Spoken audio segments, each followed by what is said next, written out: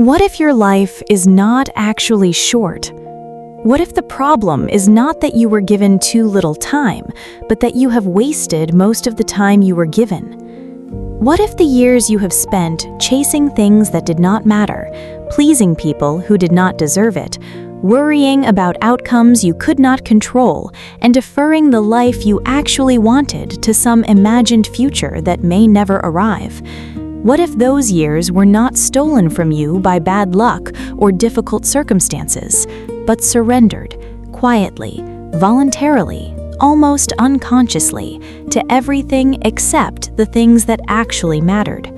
This is the argument that a Roman philosopher made 2,000 years ago in an essay so precise, so unsparing, so uncomfortably accurate about the way human beings waste their lives, that it feels less like ancient history and more like a letter written directly to you, today, about your life, right now.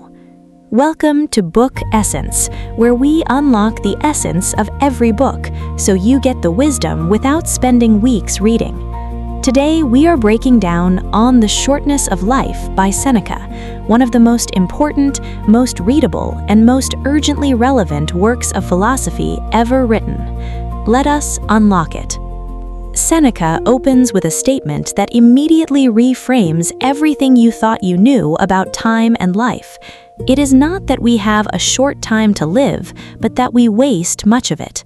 Life is long enough, and it has been given to us in generous measure for the accomplishment of the greatest things, if the whole of it is well invested. This is a radical claim. We live in a culture that is obsessed with the shortness of life, with not having enough time, with the relentless acceleration of days, and the terrifying speed with which years disappear. Seneca does not dispute that time passes quickly. He disputes the explanation. We do not have too little time. We have too little intention. The life that feels short, the life that arrives at its end with the desperate sensation that it was never really lived, is not short because it lacked years. It is short because the years it contained were spent on everything except what the person actually valued. Spent on the accumulation of things they did not need to impress people they did not particularly like. Spent on anxiety about futures that mostly never arrived. Spent on busyness, that particular modern disease, the frantic accumulation of activity that feels urgent and important in the moment and looks, in retrospect, like an elaborate strategy for avoiding the things that actually mattered. Seneca's argument is not gentle, but it is not cruel either. It is the argument of a person who genuinely believes that the life you want is still available to you, if you are willing to stop giving it away. The most cutting and most contemporary section of this ancient essay is Seneca's portrait of the busy man, and it is worth sitting with for longer than is comfortable. Seneca describes a type of person that every modern reader will recognize immediately. The person who is always occupied, always responding, always meeting, always managing, always producing. The person whose schedule is so full, so dense, so relentless, that they have not had a genuinely unscheduled hour in years. The person who, if asked what they want, would say, "I want more time," but who, given more time, would immediately fill it with more of the same activity that consumed the time they already had.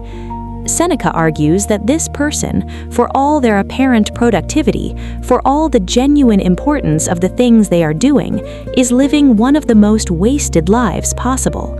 Not because their work is unimportant, but because they have surrendered their most valuable possession, their time, their attention, their consciousness, to everyone and everything except themselves. He draws a devastating distinction. Everyone protects their money. Everyone guards their physical property. Everyone is alert to theft, careful about where their possessions go and who has access to them. And yet, these same people give their time away freely, to anyone who asks, to any meeting that appears on the calendar, to any demand, any obligation, any distraction that presents itself. They do not consider themselves generous with their time. They do not even consider themselves careless with it. They simply do not think about it, because the culture they live in does not teach them to think about it. And that, Seneca argues, is the real tragedy of the busy life. Not that it is painful, but that it is invisible. The person living it rarely understands what they are losing until it is too late to recover it. One of the most practically useful frameworks in this entire essay is Seneca's way of thinking about the three categories of time available to every human being: the past, the present, the future. And his argument about our relationship to each of them is both simple and profound. The future, he argues, is uncertain. It is not yet real. It may never arrive in the form you are imagining. And yet, most people live almost entirely in the future, planning, anticipating, worrying, deferring, waiting for the conditions that will finally allow them to live the life they want. When I have more money, when the children are older, when I have more time, when things settle down. When. The problem is that when almost never arrives, because by the time one set of conditions is met, another set presents itself, and the life that was supposed to begin keeps being postponed to a future that keeps retreating. The present, Seneca argues, is the only time that actually exists. It is the only moment in which anything can actually happen. But it is also the most neglected, because it is uncomfortable to inhabit fully. Full presence requires engagement. It requires the decision to be here, in this moment, with this person, in this experience, rather than somewhere else in your mind. And the past, which most people either ignore entirely or inhabit with regret, Seneca considers the only secure possession a human being has. The past cannot be taken from you. What has been lived, genuinely lived, with full attention and genuine engagement, is yours permanently. It cannot be lost. It cannot be stolen. It cannot be devalued by future misfortune. The person who has genuinely lived their past possesses it forever. The person who has only passed through their past, present in body but absent in attention, possesses nothing. Seneca makes a claim in this essay that sounds elitist at first and reveals itself on reflection to something far more democratic and far more practically important. He argues that the only people who are truly living, who are making full use of the time they have been given, are those who dedicate themselves to philosophy. But Seneca's definition of philosophy is not what most people expect. He does not mean academic philosophy. He does not mean the study of texts, or the mastery of arguments, or the ability to debate the nature of consciousness at a professional level. He means the examined life, the life of genuine reflection, of asking real questions about how to live, what matters, what is worth pursuing, and what is worth releasing. The philosophical life, in Seneca's understanding, is simply the intentional life, the life lived with genuine awareness of what you are doing and why, rather than living on autopilot, following the scripts of your culture, your family, your peers, without ever stopping to ask if those scripts are actually leading you where you want to go. This is available to everyone, not just scholars, not just the wealthy, not just the people with the luxury of free time. Philosophy, in Seneca's sense, is a practice, not a credential. It is the habit of asking before you give your time, is this worth my life? Because time is life. Every hour you spend is an hour of your one, finite, irreplaceable existence. The question is simply, are you spending it on things you would choose if you were choosing consciously? Seneca's most personal and most urgent section of this essay concerns the specific habit he considers most destructive to a human life: postponement. He describes it with a precision that feels, across 2,000 years, uncomfortably contemporary. Everyone who has ever deferred something important, a conversation, a creation, a relationship, a way of living, will recognize themselves in Seneca's portrait. He quotes a man who says, "I will begin to live after my 50th year, and after that I will retire and rest."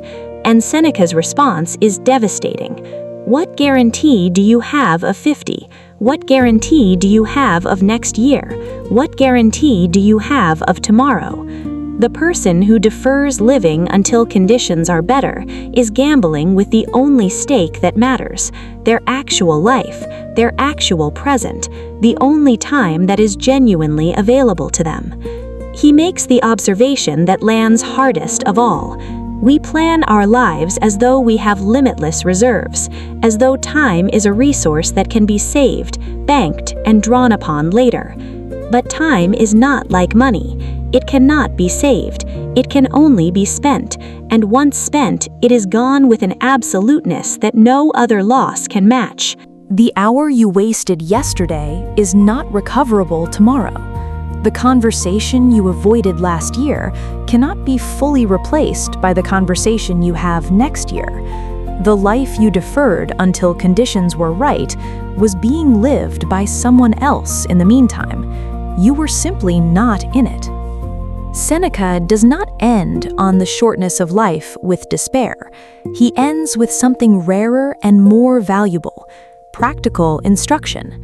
He has diagnosed the disease. He has shown you the evidence. He has made the case with devastating clarity that most people are wasting most of their lives. And then he turns to the question that actually matters: what do you do about it? His answer is structured around a single central practice: reclaim your attention. Not dramatically, not all at once, not through a radical renunciation of all obligation and responsibility, but deliberately, consistently, and with a seriousness proportional to what is actually at stake. Begin asking of every demand on your time, does this deserve my life? Begin protecting your hours with the same vigilance you would bring to protecting any other valuable and irreplaceable possession. Begin being more honest about the difference between the obligations that are genuinely necessary and the obligations that are merely habitual, merely expected, merely comfortable to continue accepting. Begin, and this is Seneca's deepest instruction, actually living in the present. Not planning the future, not revisiting the past, but genuinely, fully inhabiting this moment, this day, this conversation, this meal, this hour, as though it is the thing you actually have. Because it is. This hour is what you actually have. And Seneca, writing 2,000 years ago in a world recognizable from ours in almost every detail, understood something that has not changed at all. The person who learns to inhabit their present fully, intentionally, and without apology does not have a short life. They have a long one, the longest kind available, because every hour of it was genuinely, fully lived. Let us bring together the greatest lessons from On the Shortness of Life by Seneca. 1. Life is not short. We make it short. The problem is not the quantity of time, it is the quality of attention we bring to the time we have. 2. Busyness is not the same as living. The person who is always occupied is not necessarily living well. They may simply be giving their life away to everything except the things that actually matter. 3. Protect your time like you protect your money, your possessions carefully. Your time is more valuable than any possession you own. Guard it accordingly. 4. The past is your only secure possession. What has been genuinely lived cannot be taken from you. The present, lived fully, becomes a permanent part of who you are. 5. Philosophy is the examined life, the intentional life, the life of asking, before you give your time, is this worth my existence? This practice is available to everyone. 6. Stop postponing. The conditions will never be perfect. The right time will never announce itself. The life you keep deferring is the life you are actually living right now, or failing to live. Seneca closes with a sentence that has echoed across 2,000 years because it is simply devastatingly true. Omnia aliena sunt, tempus tantum nostrum. Everything is foreign to us. Time alone is ours. Not your money, not your reputation, not your achievements or your titles or the opinions others hold of you. Time alone is yours. And the question, the only question that this essay ultimately asks, is what you are doing with it. That is the essence of On the Shortness of Life, and that is what we do here at Book Essence. We take the world's most powerful books and unlock their wisdom so you can stop giving your life away and start actually living it. If this video brought you value, please like, subscribe, and share it with someone who needs to hear this today, not tomorrow, today. Every week on Book Essence, a new book, a new lesson, a new chance to grow. Until next time, keep reading, keep growing, and keep unlocking your essence. See you in the next one.